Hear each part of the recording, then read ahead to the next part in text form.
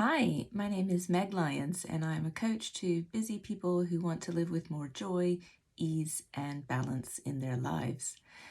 I'm here today with a short video covering a topic that I hear from a lot of people, which is how do I have more fun?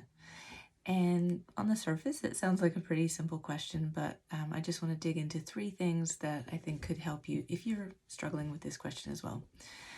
So the first thing to say about fun is that it is uniquely personal. So what's fun to one person will not be fun to another person.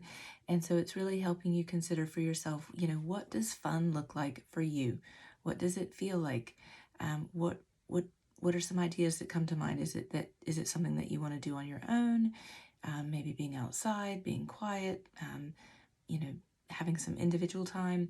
Is it being with other people? It being loud, community based, being about being in connection with other people, being really social. Um, so lots of things just to consider there, but the main thing is fun is personal. And give yourself a chance to think about, what are some of the ways you like to play as a kid? What would be something that you've always wanted to try but you've never yet done so, that you think would be fun? Just give yourself that freedom and permission to have a go at doing a little bit of exploration. If you're really struggling for ideas, there's a book I can recommend called The Gift of Play by a lady called Barbara Brannon, and she has pages and pages of ideas just if you need some prompts. So I'll put that in the notes below. The second thing I think that is really important to keep in mind is, fun is for fun's sake. So a lot of times with some of my clients, we'll talk about how to help them have more fun, how they can bring more play into their lives. And they'll often say things that actually sound a bit more like work. So, someone might say, oh, for fun, I might put some laundry on. And I'm thinking, okay, that sounds a little bit like a chore. Or some people might say, well, for fun, I exercise. And again, it's to sort of check in with like, well, exercise is great, movement is great. Is it really fun? Or is that more something that you're doing that's part of your well-being, part of your emotional regulation, something that can actually feel a bit more achievement-based, goal-based, which I would argue maybe isn't really pure fun, pure play. There's also another book I want to recommend. Stuart Brown, Dr. Stuart Brown, he has a book called Play.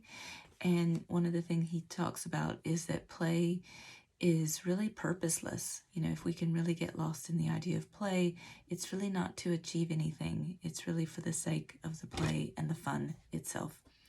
So that would be my second thing to consider is, keeping in mind that fun is for fun's sake.